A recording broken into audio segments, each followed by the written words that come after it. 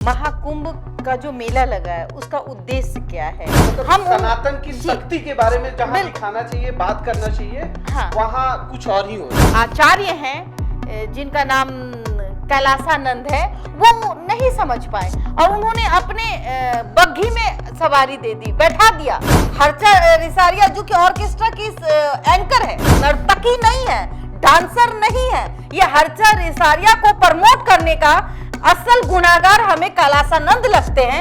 कोई भिखारी के बच्चों को आप बग्घी में बैठा देते तो आपकी वाहवाही होती। अरे साधु भी ऐसा होता है, लालत है, हमारे धर्म का अपमान करती है ये महिला, इसको तो 2-4 थप्पड़ इसके मुंह पे काली पोतना चाहिए।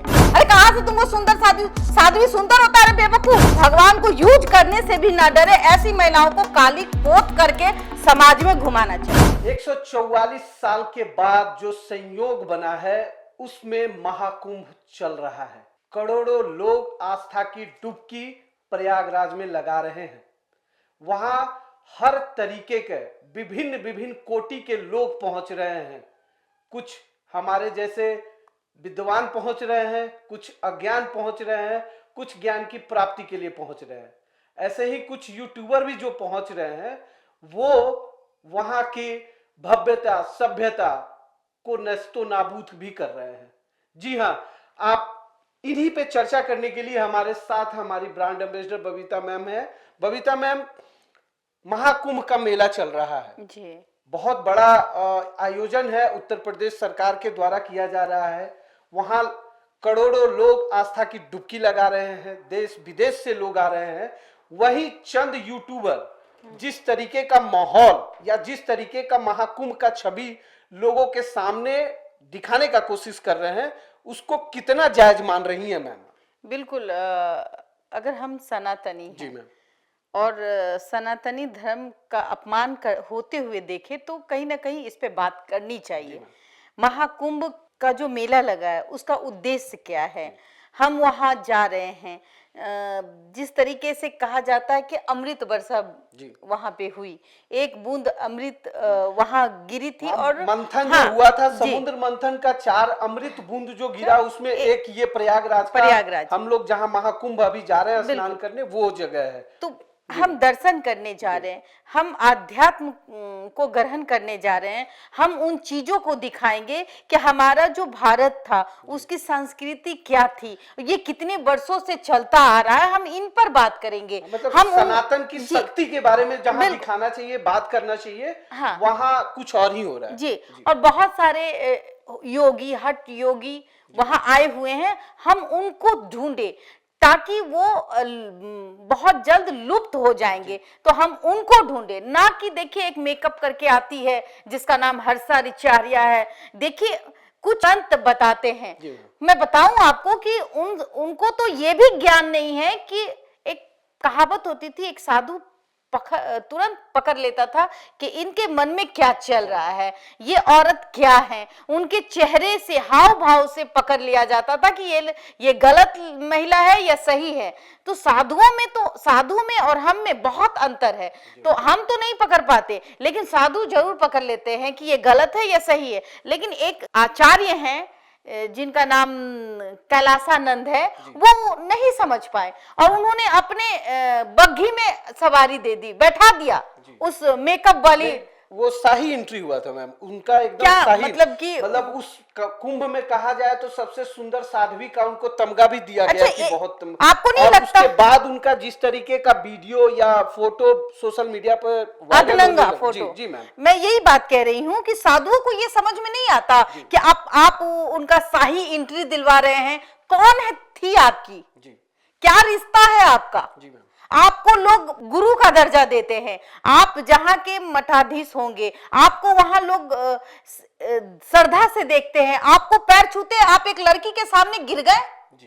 हर्षा रिसारिया जो कि ऑर्केस्ट्रा की एंकर है, वो छोटे मोटे शो में जाकर के एंकरिंग करती है, उसको आपने साध्वी का बना दिया। और जब पता चला, जब लोगों ने इनके काले कारनामे को दिखाया कि ये असल में क्या है, ये साध्वी नहीं है। और साध्वी का मतलब समझिए, साध्वी का मतलब होता है पूर्ण रूप से साध्वी बनना। उसके चेहरे पे कोई मेकअप नहीं होता है, मैं बताऊं, उसके चेहरे पे मेकअप, आपने रामायण काल में देखा कि साध्वी किस प्रकार तपस्या करती हैं, और जबकि रावण उस साध्वी के पास जाते हैं, उनका सिर्फ बाल पकड़ते हैं तो साध्वी के द्वारा वो वहां भस्म होती है और उनको जाते जाते श्राप देके जाती है, जिसका नतीजा हो गया रावण का वंश ही खत्म हो गया राम के द्वारा। तो जानने की जरूरत है, साध्वी मेकअप वाली नहीं होती, साध्वी लेंस नहीं लगाती, हाँ, साध्वी नकली जटा नहीं लगाती है, साध्वी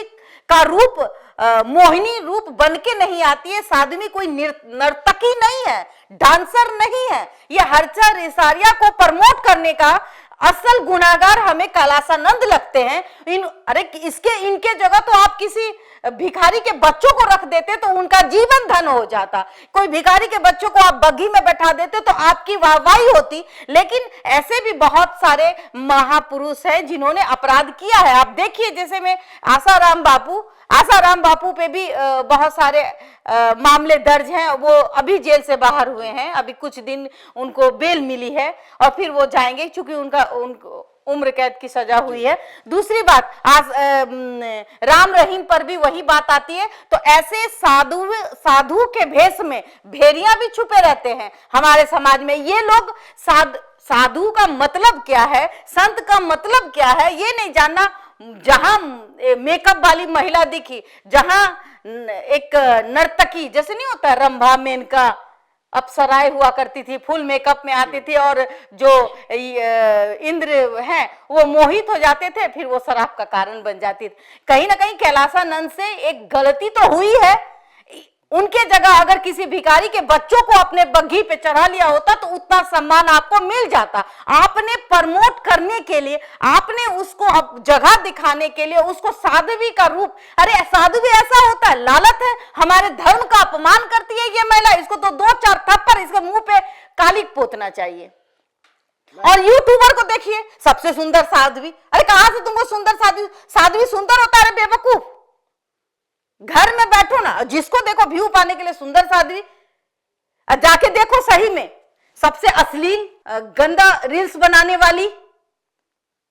अरे भाई, आप पहली बात देखिए, एक तवायफ को भी अधिकार है सनातन धर्म को अपनाने का, सनातन धर्म का प्रचार करने का, लेकिन जब तक वो ज्ञान प्राप्ति नहीं करती है तब तक। इसने ज्ञान प्राप्ति नहीं किया, इसने महाकुंभ का मजाक बनाया, उस महाकुंभ में जा करके अपना नौ नखरा दिखाया, और फिर मैं बात हुई कि मैं तो साध्वी नहीं हूं, मैं तो शादी करूंगी, 4-5 बच्चे पैदा करूंगी।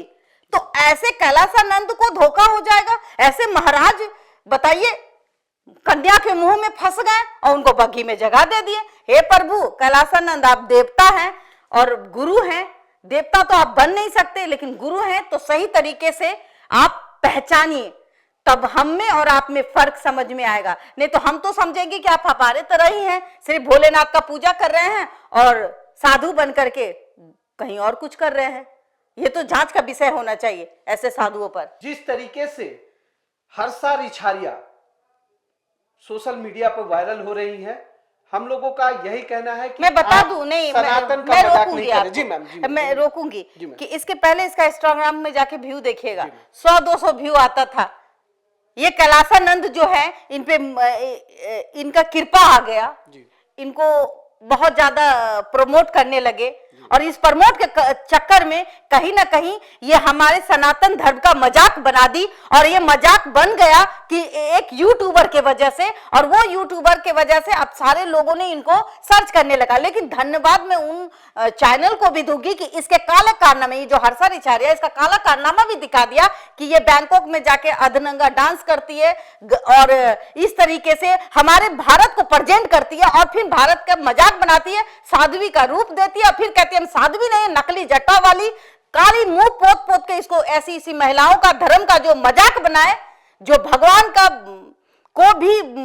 को यूज करने से भी ना डरे, ऐसी महिलाओं को काली पोत करके समाज में घुमाना चाहिए।